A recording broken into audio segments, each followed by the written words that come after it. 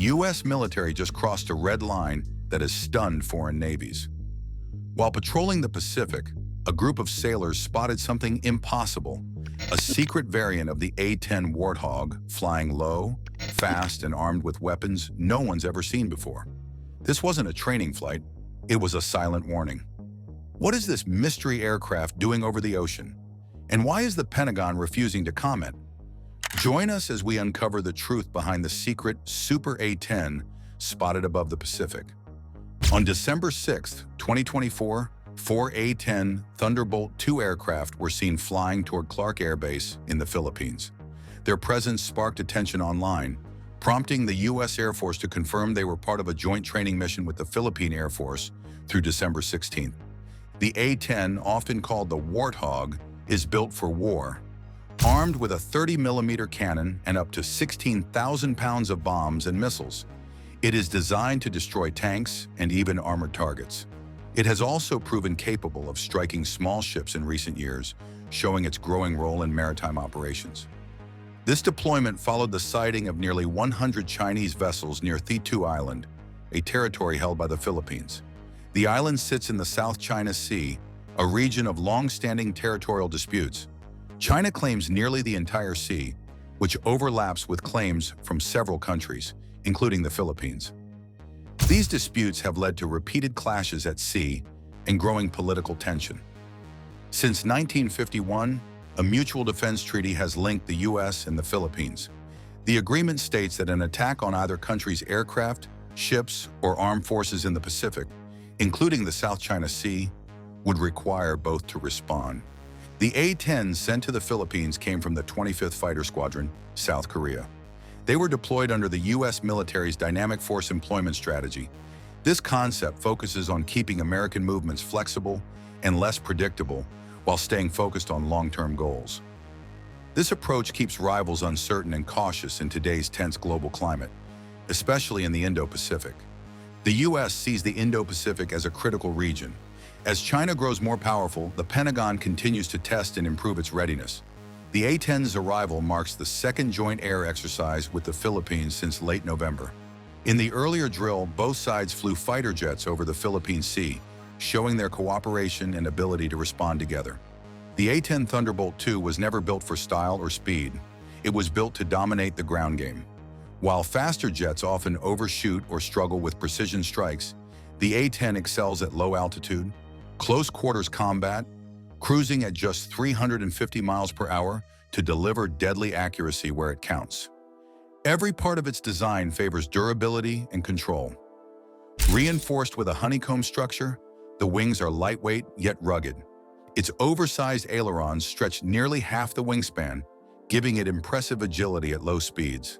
This lets the Warthog stay locked on targets in tight, low-flying conditions, where precision is everything.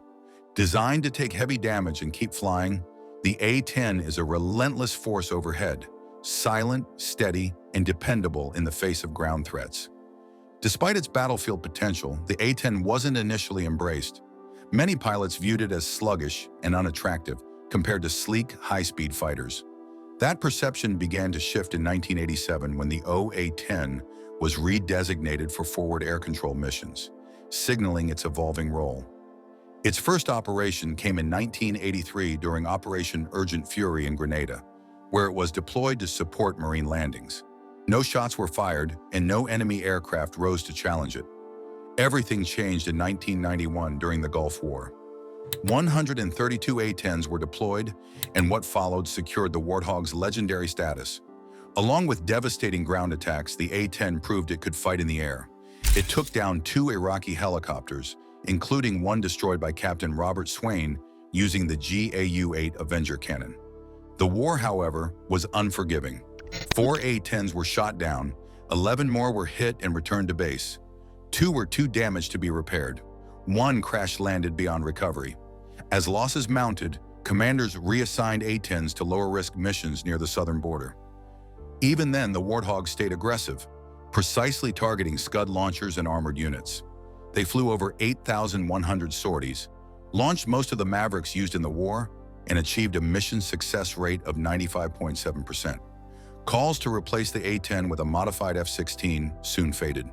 The Warthog had proven itself and earned its place. The Gulf War wasn't the end of the A-10's relevance. In the mid-1990s, A-10s were deployed to Bosnia during intense unrest. They fired over 10,000 rounds of 30mm ammunition, targeting stolen tanks and artillery held by Bosnian Serb forces. On August 11, 1994, two A-10s tracked and destroyed an anti-tank vehicle, leading to the surrender of the remaining stolen weapons. The mission demonstrated how the aircraft's mere presence could shift the battlefield. A year later, during NATO's Operation Deliberate Force, the Warthog returned to combat, neutralizing enemy artillery and fortified positions. Even after the campaign ended, A-10s remained in the skies, deterring any resurgence of hostile activity. In 1999, the A-10 was called into action over Kosovo. Initially tasked with combat search and rescue, it was quickly reassigned to ground attack operations. On April 6th, it launched its first major strike and remained active through the war's final weeks, delivering precise firepower until the campaign concluded in June. The aircraft did not participate in the earliest phase of the Afghanistan invasion in 2001. Its return came in March 2002 when it was deployed to bases in Pakistan and Afghanistan. During Operation Anaconda, A-10s struck Taliban and al-Qaeda fighters entrenched in the mountains. Even after the official operation ended, the Warthog remained in the region, carrying out one of its most extended continuous deployments. Its mission was clear: locate, engage, and eliminate hostile forces in unforgiving terrain. In 2003, the A-10 returned to full-scale war during Operation Iraqi Freedom. 60 Warthogs were launched at the start of the invasion, and their impact was immediate. Missions were conducted with an 85% success rate, reflecting the aircraft's reliability and pilot expertise. A-10s fired over 380,000 rounds of 30mm ammunition and were even used to drop propaganda leaflets to break enemy morale. Despite its toughness, one aircraft was lost near Baghdad International Airport after sustaining heavy fire. By 2007, the A-10 had been upgraded. The new A-10C variant introduced digital targeting systems and modern communication tools. The Maryland Air National Guard was the first to take the upgraded Warthog into combat. These enhancements allowed for faster target acquisition and greater accuracy. Between 2009 and 2012, the A-10 flew up to 34,500 missions annually. Even in 2013, it remained essential in Afghanistan, recording over 11,000 sorties in 6 months. Between 2006 and 2013, the A-10 Warthog flew 19% of all close air support missions in Iraq and Afghanistan, more than the F-15E Strike Eagle and B-1B bomber. Only the F-16 flew more. However, regarding raw firepower delivered at close range, few aircraft matched the Warthog's battlefield impact. Its relevance continued in 2011 during Operation Odyssey Dawn in Libya, where A-10s attacked Libyan ground forces with the same precision they had shown in earlier conflicts. Decades after its introduction, the Warthog remained a dependable and deadly asset in U.S. combat operations. By 2015, the A-10 was once again drawn into a growing conflict. The 122nd Fighter Wing was deployed to the Middle East as ISIS expanded across Iraq. By mid-November, A-10s were conducting near-daily strikes against ISIS targets in central and northwestern Iraq. In just 2 months, the aircraft accounted for 11% of all U.S. Air Force missions in the region, reaffirming its dominance in close air support. Despite its effectiveness, the Air Force had already begun shifting focus to the future. Military planners deemed the A-10 outdated and pushed for its retirement, reallocating $4.2 billion to the F-35 Lightning II, a stealth, multi-role fighter. But the decision sparked a fierce debate in Washington. Congress quickly intervened. Many lawmakers, aware of the A-10's battlefield value, demanded that any replacement match its performance. The Air Force could not proceed with retirement unless the F-35 proved equally capable in real-world combat. Instead of being retired, the A-10 was upgraded. Congress blocked its phase-out and ordered enhancements to extend its operational life. It forced the military to improve a platform it had planned to abandon, fueling ongoing debate about the future of close air support. Then on November 15, 2015, just 2 days after the Paris terrorist attacks, A-10s returned to combat. In coordination with AC-130 gunships, they launched a decisive strike in Syria, destroying over 100 ISIS-controlled oil tankers. The mission, named Tidal Wave 2, aimed to dismantle ISIS's oil smuggling network and sever one of its main sources of revenue. Unlike the failed World War II raid it was named after, this time the mission succeeded.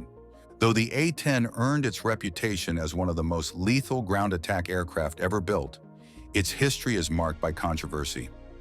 On December 8, 1988, tragedy struck in Remscheid, West Germany, when an A-10A lost control in poor weather and crashed into an apartment building. The pilot and 6 civilians were killed, and 50 others were injured.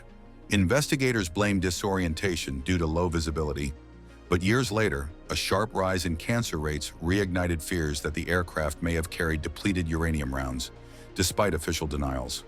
Nearly a decade later, a more baffling incident occurred. On April 2, 1999, Captain Craig D. Button veered hundreds of miles off course during a routine flight from Davis-Monthan Air Force Base.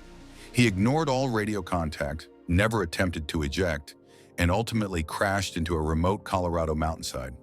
The crash was ruled a suicide, but more profound questions emerged.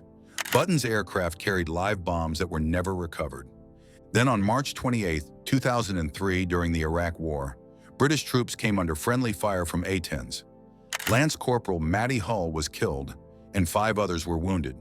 The incident drew harsh scrutiny over the aircraft's targeting systems and the risks of miscommunication during close air support. The A-10's combat record in Afghanistan also faced criticism between 2010 and 2017.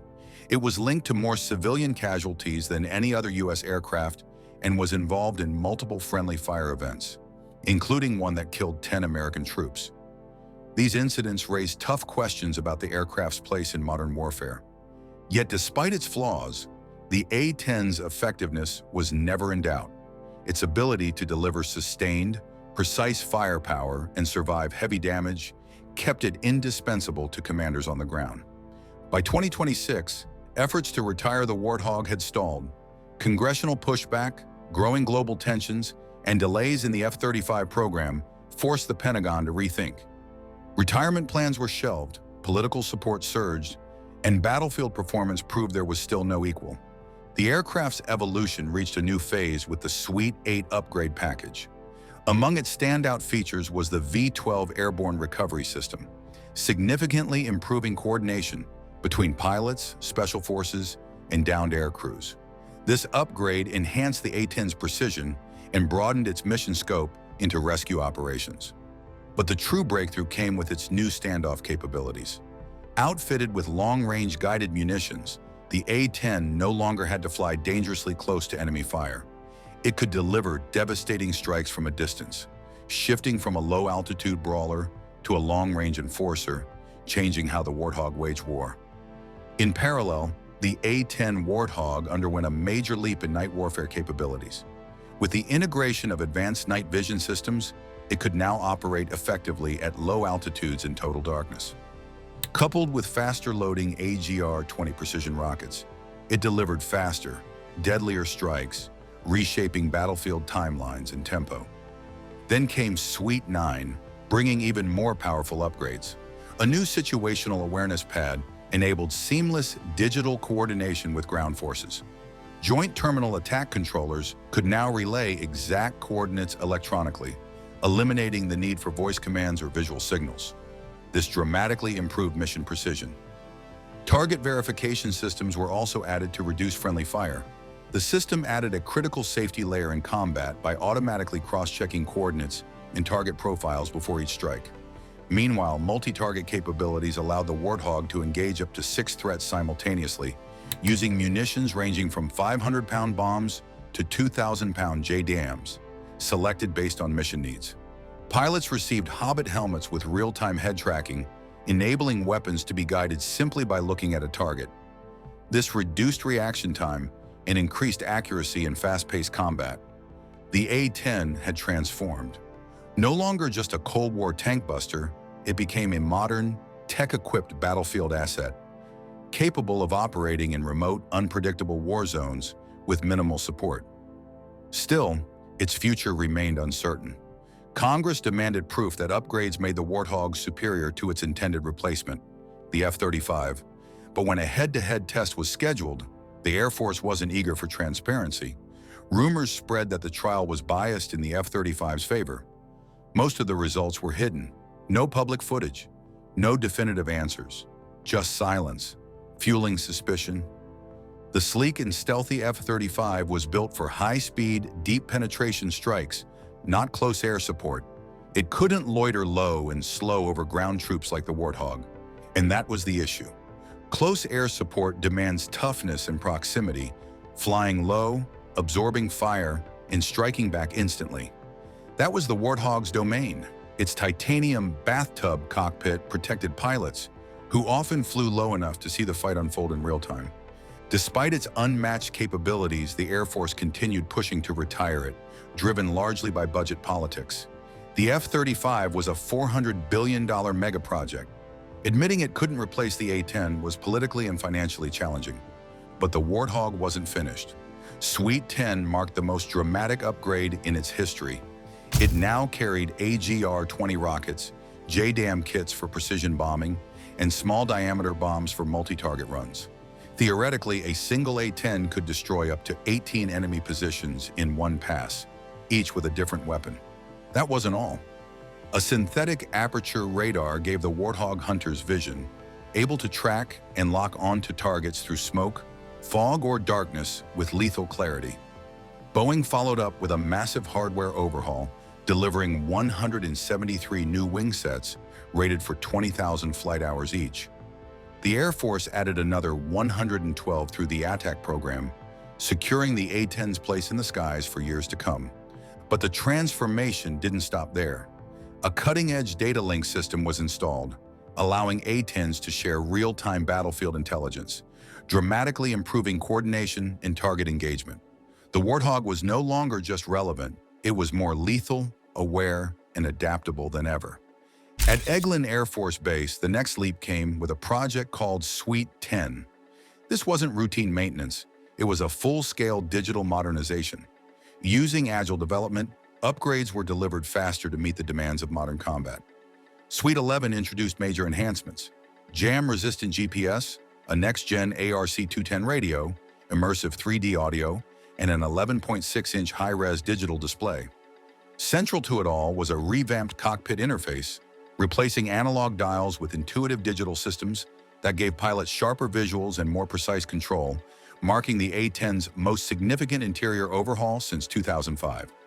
With its systems transformed and its battlefield credibility restored, the Warthog returned to action.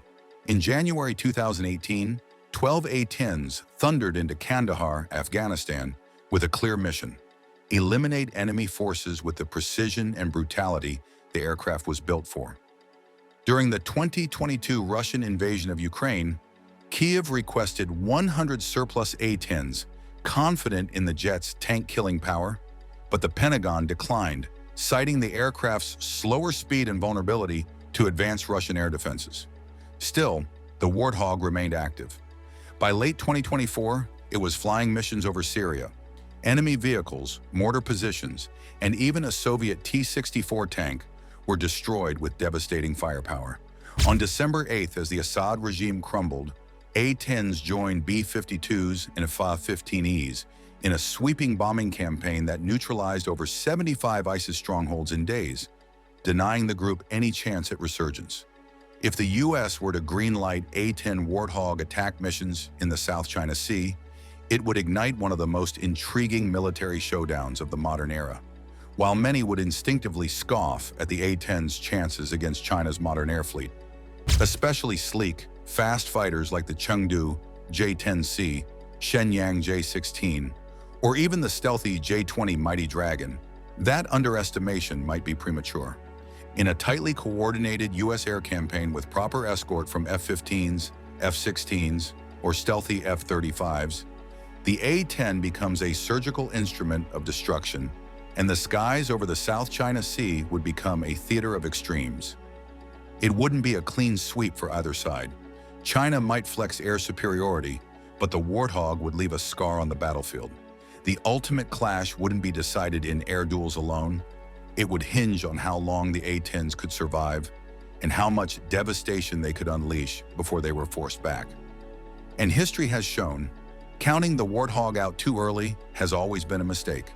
In an era dominated by stealth fighters and AI-driven warfare, this rugged, titanium-armored beast still earns its place, not as a relic of the past, but as a relentless force in the present.